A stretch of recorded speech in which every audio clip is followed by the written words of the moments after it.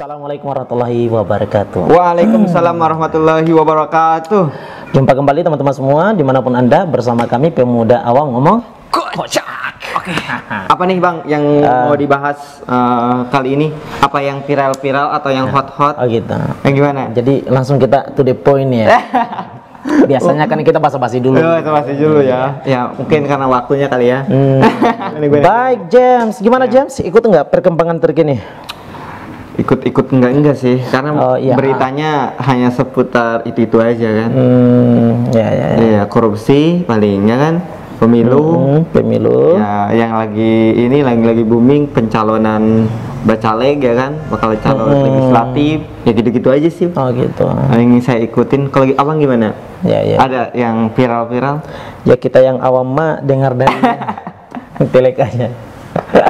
Sama-sama awam ya kan, sama-sama ya. Gimana?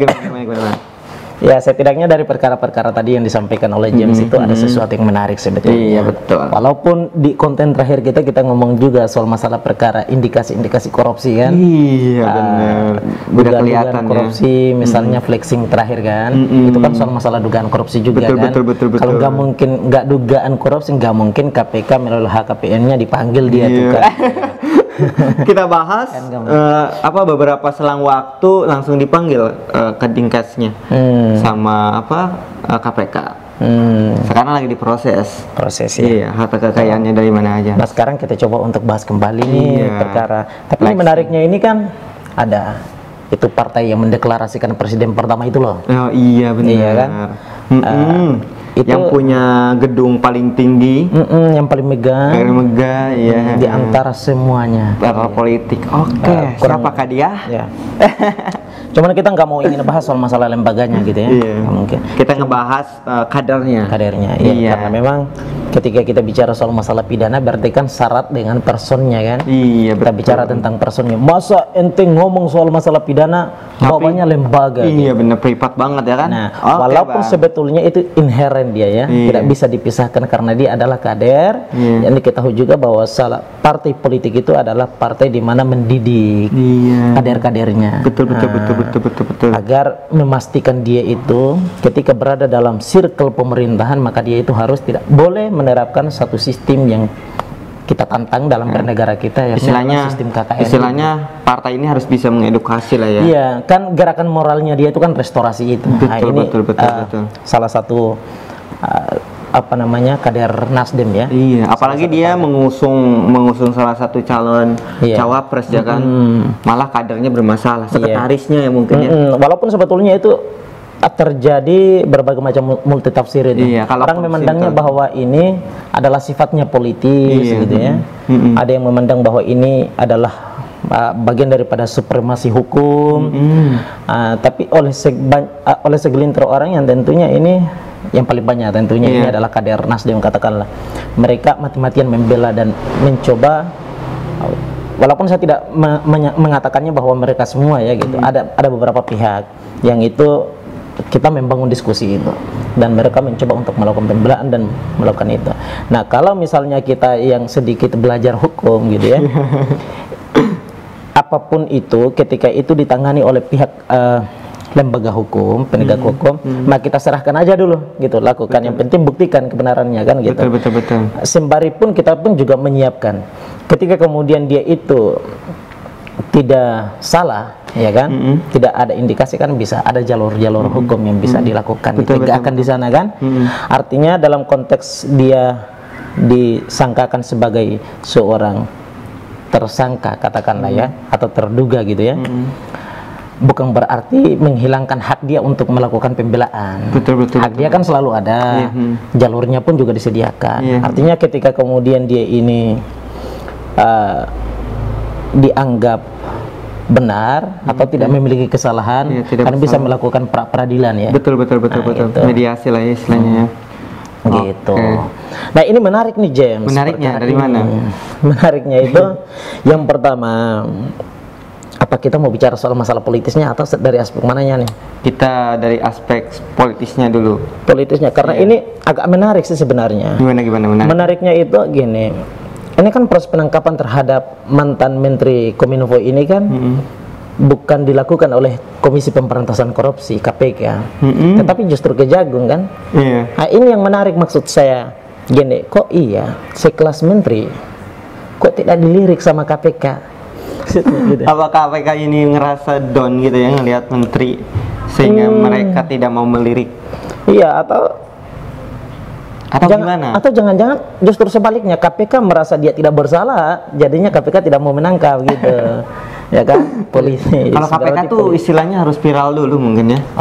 Harus viral barangkali itu adalah the fake ya, fakta. Ya banyak sebenarnya, walaupun sebetulnya banyak juga perkara-perkara yang tidak melalui jalur viral, ya kan? Tidak melalui jalur populer, tapi rata-rata tapi melalui jalur OTT. Kan kerjaan KPK selain OTT apalagi coba Bang? Selain OTT dia maksudnya selain yang viral dari kerjanya KPK kan cuma OTT doang? OTT juga banyak kok. Pengusutan ketika sudah OTT baru diusut biasanya kayak gitu. Rata-rata kasus-kasus yang viral ya. Nggak tahu kalau yang lain. Oke Bang, menurut pandangan Abang nih ya, sebagai pengamat, bagaimana? Saya bukan pengamat, awam kita Pak. Ya, sebagai pengamat orang awam. Bagaimana pandangan Abang mengenai sekiranya ini orang nih, menteri ini sudah istilahnya dilirik oleh KPK atau dilirik oleh Kejagung terlibat kasus korupsi, tapi dipertahankan oleh partai politik, bahkan tidak dipecat oleh partai politik itu sendiri. Nah, ini menarik ini. Ini aplaus bukan untuk support orang-orang untuk melakukan kejahatan yang sama, betul. Tetapi aplaus untuk penegak hukumnya. Yuk gali terus. Iya betul. Ya kan? Begini, ini menarik. Saya kira karena itu jelas disampaikan melalui Pak Surya Paloh, ya kan? Pak Surya Paloh ya memberikan oke, silakan, ya kan? Mempersilahkan juga, silakan dilakukan penggaliannya, ya kan? Silakan sampaikan itu. Dan ini masih sifatnya adalah dugaan. Jadi saya kira konteks dugaan artinya silakan pihak penegak hukum ini bisa melakukan, dan pihak mereka ini pun juga bisa melakukan pembelaan karena sifatnya adalah dugaan kan. Iya, masih dugaan. Nah itu yang pada pokoknya yang tadi setelah kita sampaikan bahwa ketika kemudian melalui pihak partai katakanlah merasa bahwa mantan sekjen ini walaupun sebetulnya belum dipecat nih, belum ya kan, dia tersangkut ini dianggap tidak salah, maka kan tadi bisa dibuktikan dengan data yang akurat, gitu ya, bisa dilakukan pembuktiannya melalui jalur hukum yang telah disediakan oleh negara ini, gitu kan. Betul. Pra peradilan misalnya, lakukan itu pembelaan. Selain daripada dia sebagai person hari ini dia membawa nama partai, Pak. Makanya tadi tidak bisa dipisahkan karena tadi walaupun sebetulnya pidana itu syarat dengan person, tapi ingat dia yang ditangkap hari ini adalah sekjen, gitu ya. Nah ini dan ini mendaftar dan ini menambah daftar kejahatan itu sendiri, bahwa ini menjadi yang kedua kalinya, catatan yang kedua kalinya bahwa ini adalah sekjen yang kedua kalinya ditangkap dengan kasus korupsi. Yang pertama gratifikasi dugaan 200 juta, yang sekarang ini 80 katanya 500 ya, berapa itu? 80 T.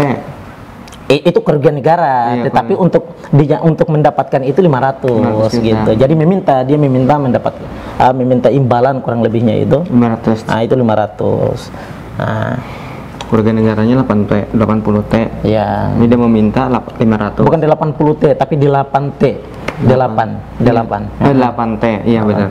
Saya 8 T kerugian negara 8 T, dia meminta sebanyak 500 M. Bukan, 500 juta. 500 juta. Nah, ini karena 500 juta makanya KPK kurang begitu punya sans di sini. Karena gitu, kecil. Karena kecil ya, kan nyampe 1 miliar kan. Kan KPK kan di atas 1 miliar ya. Iya, betul. Tapi ini kelas menteri, masa KPK nggak mau? Emang gak lejat ini dagingnya. Nah, makanya kan kasusnya juga nggak terlalu disorot-sorot banget sama media juga. Jadi maksudnya walaupun disorot juga nggak terlalu tajam sorotan. Jadi sebetulnya untuk melihat perkara ini itu pada pokoknya begini, untuk menghargai bahwa negara ini berdasarkan pasal ayat 3 kita dalam pasal 1 itu menegaskan bahwa ini adalah negara hukum, maka kita menghargai proses penegakan hukum itu, ya kan? Tadi ketika kemudian dianggap tidak bersalah, bisa lakukan pembuktian secara hukum juga. Betul. Sehingga kemudian yang terlihat oleh publik ini, oleh kita ini bukanlah resonansi yang seolah-olah bahwa penegak hukum ini melakukan tindakan penegakan hukum atau melakukan supremasi hukum yang tidak adil. Betul. Kan kurang ajar namanya. Ketika penegakan hukum ini melakukan ini by order, dalam konteks adalah politik, karena berdasarkan Nasdem ini mengusung Anies Baswedan mencalonkan diri jadi presiden, katakanlah berlawanan dalam konteks politik. Tetapi jangan juga mencerai hukum kita dengan semena-mena menegakkan hukum, menangkap siapa saja berdasarkan pesanan tadi. Betul. Nah, ya kan? Kan lucu di situ ketika kemudian penegak hukum ini mengambil langkah yang semena-mena tadi, ya kan? Betul. Nah, oleh sebabnya kita mendorong nih, kita mendukung penegak hukum melakukan pembuktian atas dugaan itu sendiri sampai melakukan penangkapan terhadap mantan Menteri Kominfo ini. Dan yang kedua adalah kepada pihak partai ini sebagai kader dan sebagai sekjen partai yang membawa simbolis lembaga gitu ya, istilahnya ya. Ketika mau ingin melakukan pembelaan, silahkan lakukan pembelaan yang secara objektif, yang rasional gitu. Ketika dia dianggap tidak salah dalam konteks ini, kan bisa dibuktikan kepada kita. Nah, sehingga kemudian publik ini pun juga tercerahkan, ya kan? Sehingga kemudian kita pun bisa mengambil kesimpulan bahwa siapa yang salah dan siapa yang benar dalam konteks ini. Sebenarnya kalau publik itu ngelihat udah pakai baju oranye, wah dia udah masuk, maksudnya udah masuk tahanan, padahal itu belum. Ya, sifatnya praduga. Sifatnya dugaan, ya kan? Ya, intinya itu selama proses pengadilan itu belum berakhir, berarti itu sifatnya masih dugaan. Tetapi kan itu tadi yang kita harapkan adalah semoga ini adalah betul-betul murni hukum, tidak ada unsur politik by order, sehingga kemudian yang terlihat adalah proses penegakan hukum yang dilakukan kepada Menteri Kominfo ini adalah sifatnya politis. Betul. Ya kan lucu tadi, penegak hukum nggak tegakkan hukum tetapi tegakkan politik. Itu kan lucu kan? Iya. Nah, begitupun juga sebaliknya kepada pihak partai, katakanlah. Jangan proses penegakan hukum yang murni berdasarkan hukum lalu dipolitisasi bahwa seolah-olah ini adalah politik. Kan kebalik-kebalik nih. Nah, jadi gitu. Artinya silakan menghargai negara ini sebagai negara hukum, maka kita mendorong proses penegakan hukum itu, ya kan? Betul. Dari segi politis itu seperti itu. Bagaimana kalau dari segi sosialis? Sebagai kita nih, sebagai memandang, sebagai kaum awam, memandang kasus-kasus yang sekiranya ini kan bukan kasus baru ya. Banyak sekali menteri-menteri yang sekiranya itu tertangkap praduga dan yang akhirnya dia masuk penjara dan lain sebagainya. Bagaimana nih Pak, pandangan Abang mengenai tentang proses sosiologisnya? Maksudnya ke masyarakat itu seperti apa? Jadi kan tadi kita ingat betul bahwa pembekalan caleg ya, pernyataan Pak Surya Paloh di tahun 2015 tanggal 3 Juni itu jelas saya kira. Ketika kemudian ini sebelum terjadi penangkapan gitu ya terhadap sekjen pertamanya itu, sampai kemudian hari ini yang kedua kalinya, Pak Surya Paloh mengatakan di sana gitu ya, bahwa ketika kemudian itu ada indikasi korupsi atau kader ini korupsi, kader Nasdem itu korupsi, melakukan korupsi katakanlah, maka apa gunanya mempertahankan Nasdem itu? Ya kan?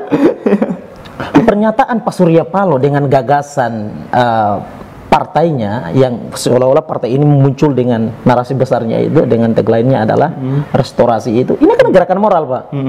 Artinya betul-betul ingin kemudian membantu agar proses penegakan hukum dan menerapkan good governance itu betul-betul sesuai dengan keinginan bersama gitu, sehingga betul-betul menghilangkan proses KKN itu. Gerakan moral ini kita dukung, ya kan? Tetapi bagaimana aplikasi daripada gerakan restorasi ketika begitu ada dua sekjen yang tertangkap korupsi? Ya kan? Iya, benar. Apa makna daripada restorasi itu?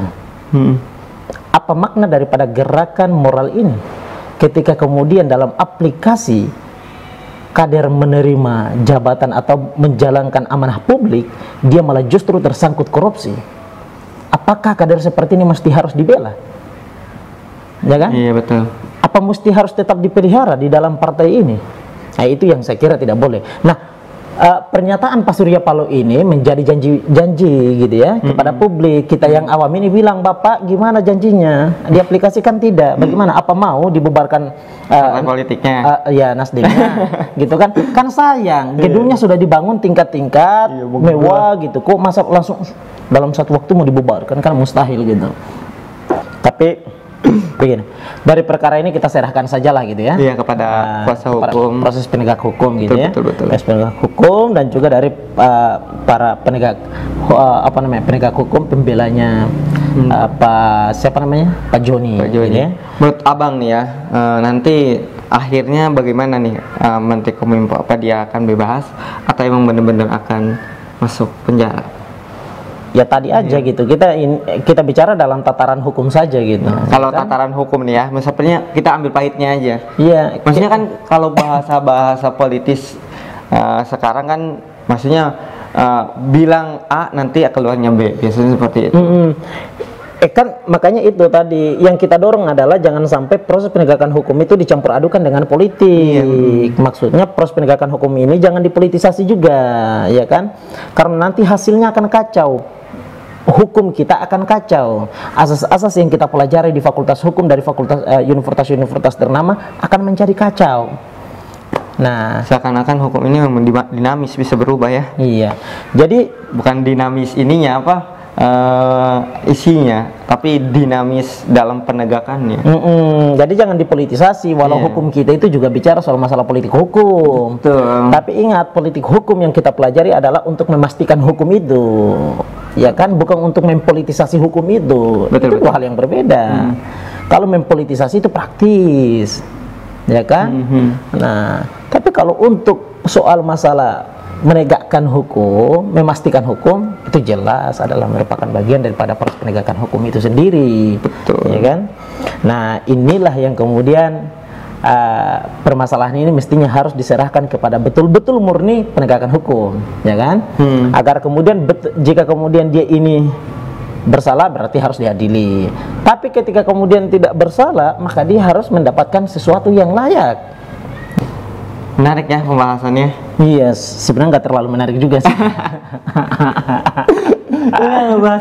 ngebahas kayak gini nih bikin ngantuk sebenarnya. Ya bikin ngantuk sebenarnya kayak ini. Cuman memang ya kita ngomong aja daripada enggak ya. Iya, gitu kita harus bersuara ini untuk rakyat. Iya, kita respon ini barang biar memang betul-betul, karena memang ini juga maksudnya yang orang terima itu adalah kabar dari Nasdem begini, dari proses penegakan hukumnya begini. Jadi masih sifatnya adalah seolah-olah ada proses hancur lah ya. Ini kompetisi narasi gitu.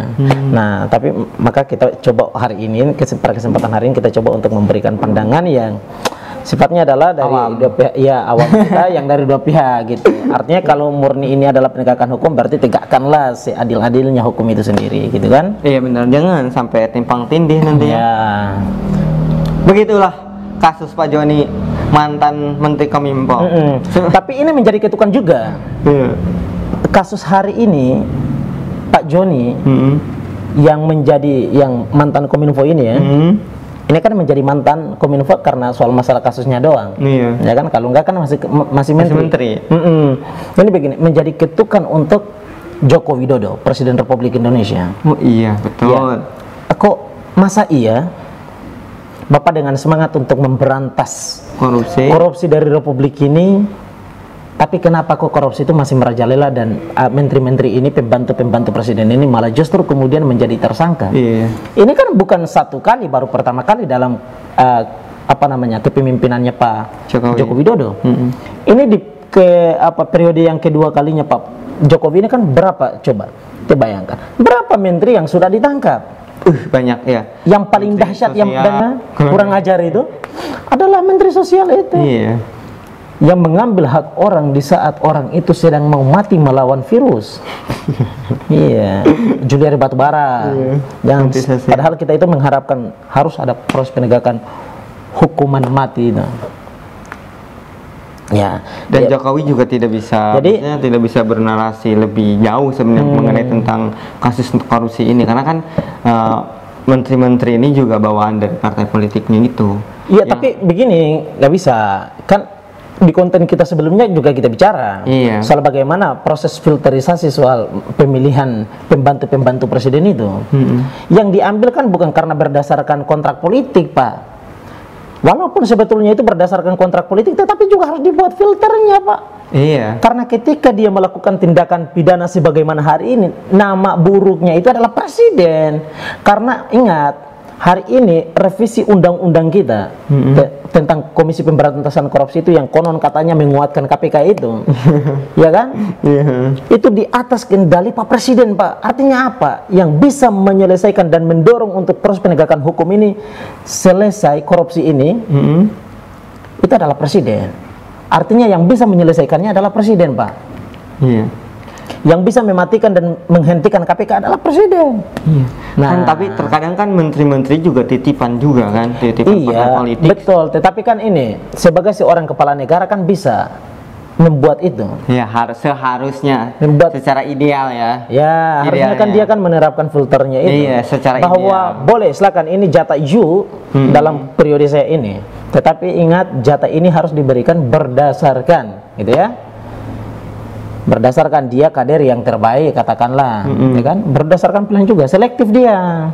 Jadi menteri yang dipilih dan membantu presiden ini ada kan yang betul-betul terseleksi kan menterinya. Betul. Berarti yang harus kita tekankan ini seleksi untuk menepati posisi. Iya, jadi ini kan momen-momennya nih. Kita lagi upaya untuk memilih presiden yang baru, pemimpin yang baru. Otomatis menteri yang baru. Iya, kan? Jadi harus selektif banget nih ya. Yang selanjutnya ini harus betul-betul menghindari KKN itu. Khusus harus presiden itu harus dapat memastikan bahwa menteri yang dipilih dan membantu dia itu adalah menteri yang tidak punya potensi kejahatan, ya kan? Gitu. Betul. Harusnya. Track recordnya harus jelas. Sehingga presiden itu tidak hanya saja terlihat narasinya saja yang ini kita harus memberantas korupsi. Loh, yang melakukan korupsi adalah pembantu you sendiri, ya kan? Nah, selama ini juga sampai sekarang kita tidak lagi dengar soal masalah 300 sekian triliun di dalam Kementerian Keuangan, ya kan?